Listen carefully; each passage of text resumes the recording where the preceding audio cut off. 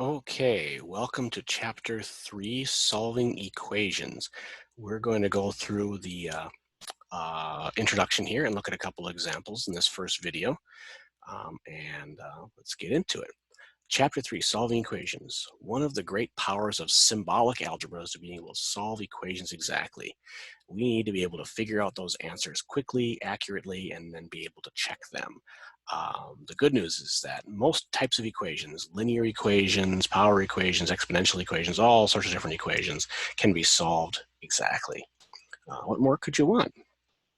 Each type of equation has its own method, and later on in this chapter we'll look at other ones, but we're going to start with linear equations. And the nice thing about linear equations is that we basically are just going to use subtraction and addition and division and multiplication, which is kind of nice because they undo each other. That's all we really need for linear equations and inequalities. Some of you have already had practice with that in some of the other assignments we've worked on. Everything we've learned about tables, graphs, approximating solutions, all that kind of good stuff is still important because we need context. We need context for our numbers. We need to know what our numbers mean. Equations are great, but they don't actually tell us what a number means, or even if the answer we get is a reasonable answer. So we still need to remember what these numbers mean and whether we've got an answer that actually makes sense at the end. All right. So we're going to start with the example of the plumber again. We're going to go back to the plumber, and I'm going to change it, go to purple color here. Remember, your kitchen sink keeps getting clogged. It's very annoying. Last time the plumber was able to fix it pretty quickly, but now the sink is clogged again.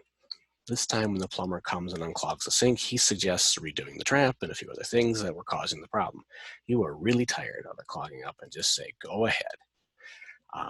While you are glad the sink works when he's done, you are a bit shocked when his bill arrives a few days later for parts plus $278.75 in labor.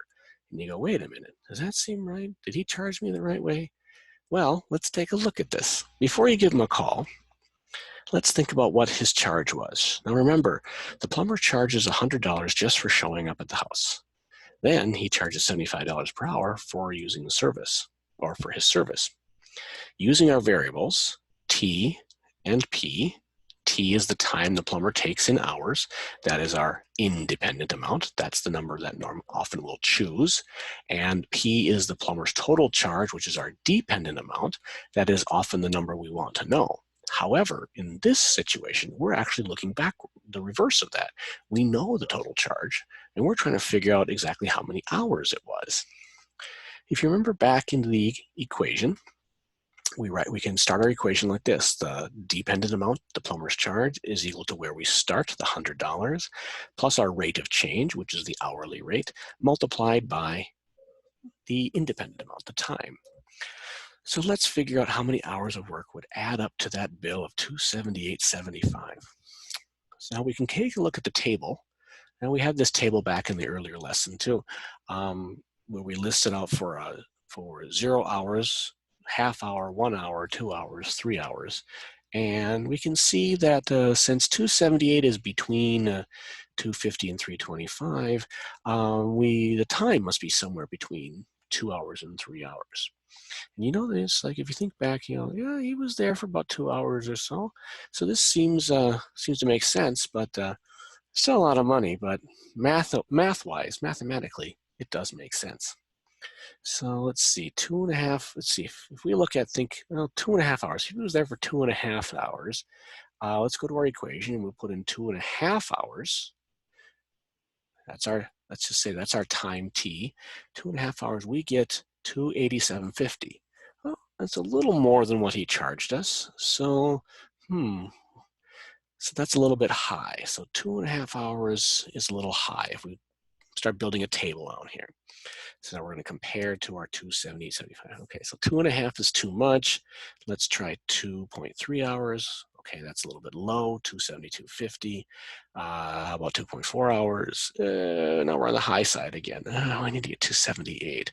How about a little less than 2.4? How about 2.35 hours? That's a little low, only a couple bucks low, but still too low. So let's go up to 237. Oh, that's still too low, but it's getting closer. Okay, let's try 238. All right, that's pretty close. It's 25 cents off or so. That's pretty close. Now, this is something that we call successive approximations, where we're going back and forth, trying to figure out what's the closest number. This will work. We get 238, pretty close. But there's got to be an easier way to do this, a faster way to do this. And we still didn't get 278.75. There's got to be a better way to get this.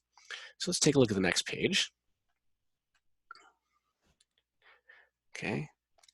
Let's see. So we estimate it took about that 0.38 hours. If we multiply out, we're going to get about 23 minutes. Okay. So he was there for about 23 minutes. That seems to make sense.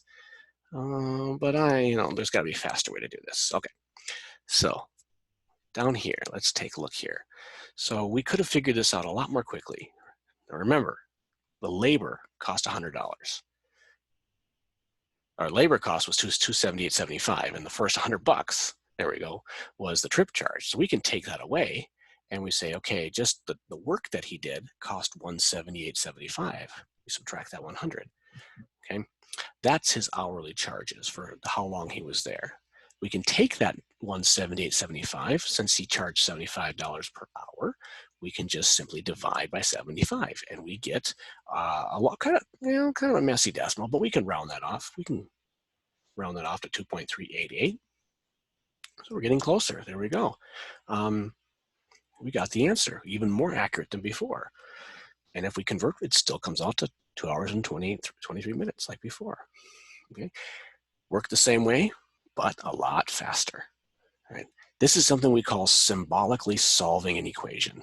Right? This is where we use our numbers and symbols to actually answer the question without going back and forth, and allows us to quickly get to our answer. Plus, someone else can follow our thinking. That's the most important part, because mathematics is a science. You have to show your steps so that other people can also follow it along and repeat what you're doing. Okay, we call this solving an equation. Solving an equation. Anywhere you see that in a textbook, this is the process we're going to look at. So here's how it works. Here's how it works. We want to figure out when P is equal to 278.75.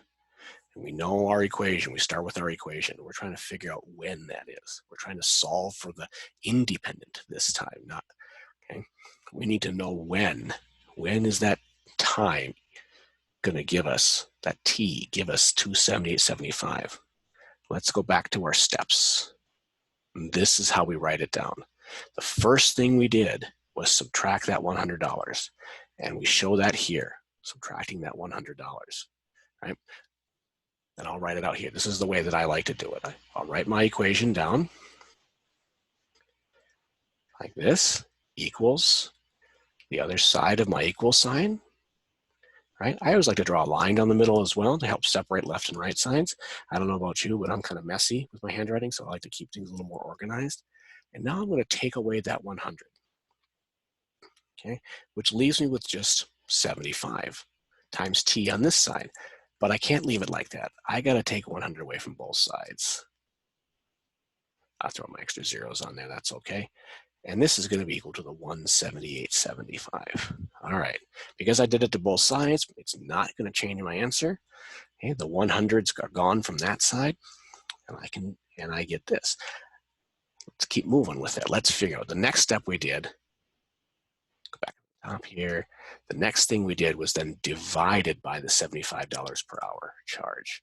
Okay, formally, we're going to go ahead and write it just like this, and I'll write it out on the side here so you can see it. 75T equals 178.75.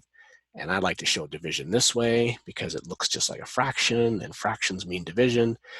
75 divided by 75 gives us a 1T. Since we don't want 75 T's, we just want 1T. 75 divided by 75 gives us a 1. And then down here, you can write a 1 in front of the T if that helps you. 1T is equal to 2.388333. Again, same number we got before. And we get our answer, just confirming our answer. So there's our process.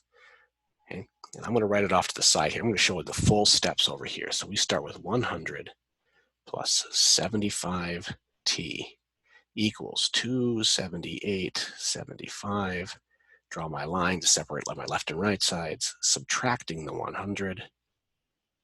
Subtracting the 100 from this side.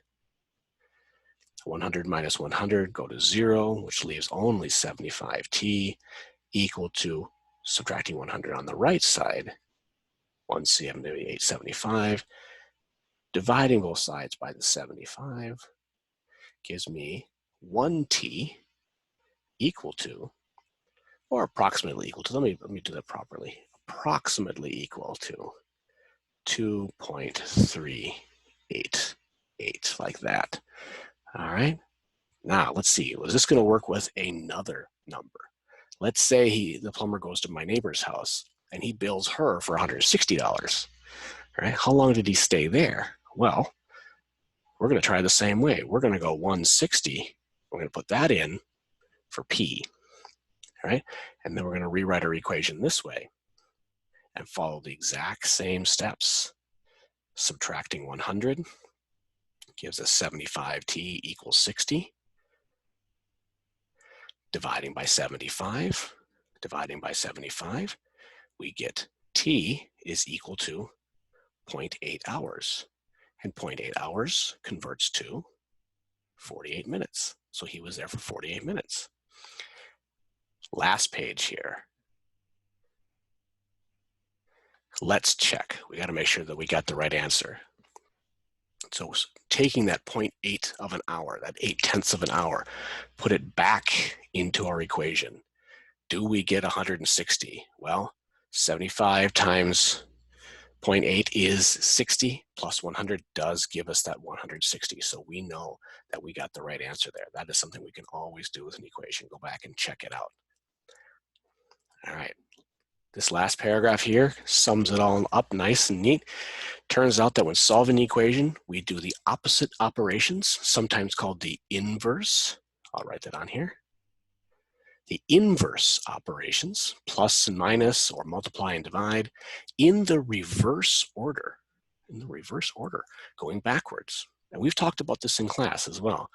To evaluate a linear equation, or in this case, to find our dependent amount, we're going to first multiply by 75 and then add $100.